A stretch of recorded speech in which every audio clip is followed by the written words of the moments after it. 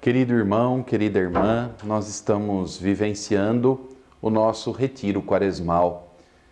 Eu espero que você esteja conseguindo dar os passos da leitura orante da Palavra de Deus. O segredo de fazermos um bom retiro é sermos fiéis ao nosso tempo de oração. Todos os dias, aquela meia hora que você estabeleceu deve ser cumprida. O silêncio, o recolhimento, a Bíblia nas mãos, o Evangelho de cada dia, o mergulho na palavra, meditando o sentido, o significado do texto bíblico e trazendo a luz da palavra de Deus para a sua vida, colocando a vida na palavra. A luz da palavra ilumina a nossa vida e nós nos colocamos na palavra de Deus. Afinal, é a palavra de Deus que desencadeia em nós o processo da conversão pessoal e também a conversão comunitária. Desejo que você esteja, portanto, perseverando, no caminho da oração. São muitas as distrações, barulhos, problemas a resolver, o corre-corre do dia, o trabalho, preocupações.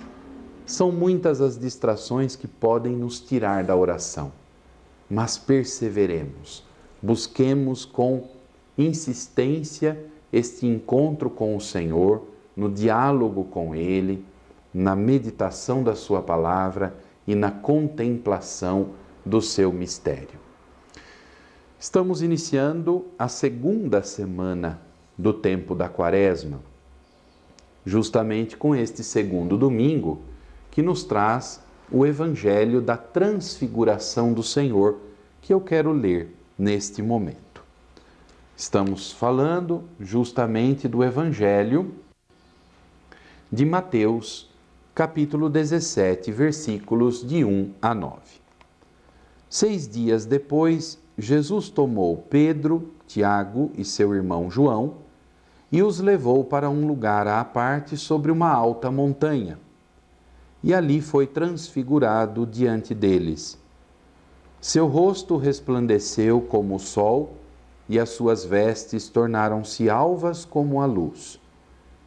E eis que lhes apareceram Moisés e Elias conversando com ele. Então Pedro, tomando a palavra, disse a Jesus: Senhor, é bom estarmos aqui. Se queres, levantarei aqui 3 tendas, uma para ti, outra para Moisés e outra para Elias.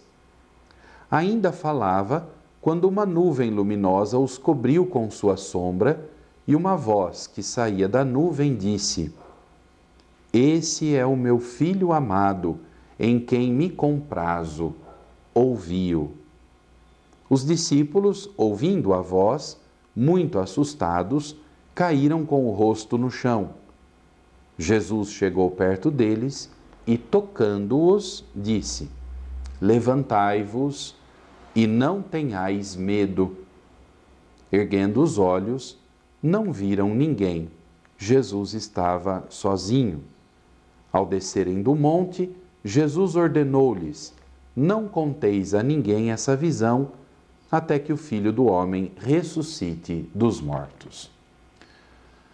Esta passagem da transfiguração do Senhor está situada no Evangelho de Mateus, logo após o primeiro anúncio que Jesus faz da paixão.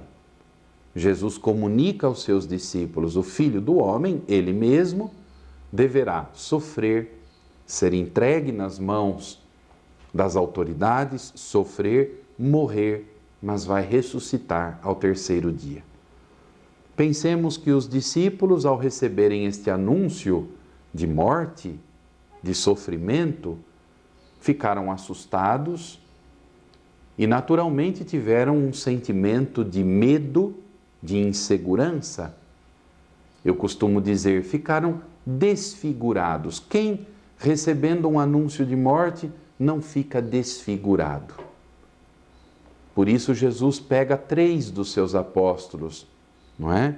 Pedro, Tiago e João, e os leva a uma alta montanha, e ali se transfigura diante deles.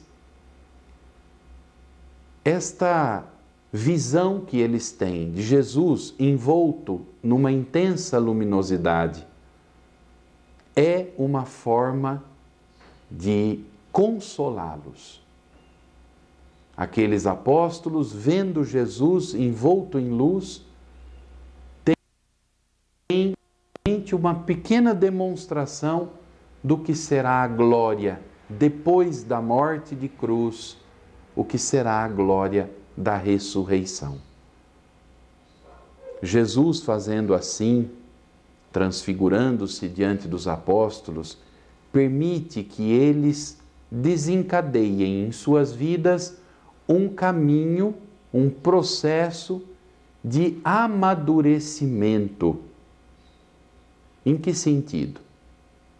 Inicialmente, eles têm um sentimento de medo diante da cruz, mas Jesus vai levá-los a passar do sentimento para a decisão da perseverança, passo a passo com Ele, para amarem até o fim, como Jesus vai nos amar até o fim.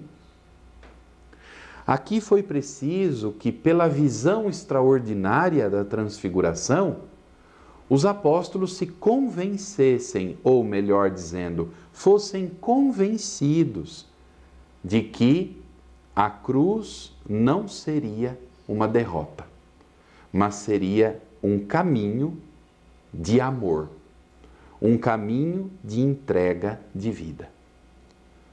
Sem dúvida que esta visão alimentou no coração deles confiança. E vocês perceberam uma das últimas palavras que Jesus diz a eles: levantai-vos e não tenhais medo. A transfiguração é um sinal, uma demonstração do que será a futura ressurreição do Senhor. Neste texto do Evangelho, nós somos convidados, então, também nós, no dia a dia da nossa vida, a subir a montanha com Cristo. Fomos feitos para o alto.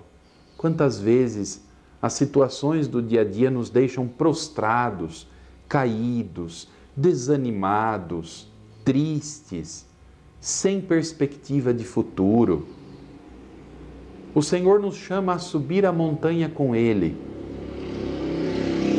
E assim nos mostra que todo sofrimento, dificuldade, tribulação, o mistério da cruz que devemos enfrentar é apenas uma etapa. A glória nos espera, mas é preciso perseverar. Minha irmã, tratando do tema do amor, que é o tema do nosso retiro quaresmal, dizer para você: estes apóstolos tiveram a oportunidade de amadurecer o amor. Muita gente acha que amor é um sentimento somente. O amor toca o nosso sentimento, isto é verdade, mas ele não é só sentimento. O amor, ele deve nos impregnar por inteiro. Também a nossa razão e a nossa vontade, a nossa decisão. Eu diria que, mais do que sentimento, o amor cristão é uma questão de decisão. É preciso decidir dar a vida, decidir perseverar, decidir lançar-se na novidade de Deus, confiando nele. É preciso decidir-se a fazer o bem, mesmo que muitas forças queiram nos arrancar deste convencimento de que fazer o bem vale a pena. É preciso decidir fazer o bem. Isto envolve escolha, razão, discernimento, envolve a vontade.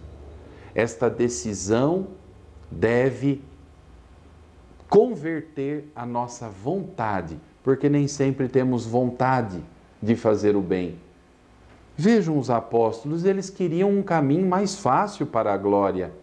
Quando Jesus fala de cruz, eles se assustam. Imaginavam talvez que Jesus iria manifestar a sua glória a todo o povo de modo automático, instantâneo, sem sofrimento, evidentemente. E quando eles veem Jesus transfigurado no alto da montanha, é Pedro que diz, tomando a palavra: Senhor, é bom estarmos aqui. Se queres, levantarei aqui 3 tendas, uma para ti, outra para Moisés e outra para Elias. Quer dizer, estar na visão beatífica, na visão da luz, da glória, da plenitude, é bom. Eles não querem, eles relutam escolher perseverar com Jesus num caminho que os levará à cruz. Então a transfiguração é uma etapa importante no caminho dos apóstolos, em que Jesus revela a sua glória antecipadamente para eles se decidirem a perseverar com ele até o Calvário. Do Monte da Transfiguração, esses apóstolos não podem esquecer que eles deverão chegar ao Monte do Calvário, para então a ressurreição definitiva. Pensemos em nossa vida.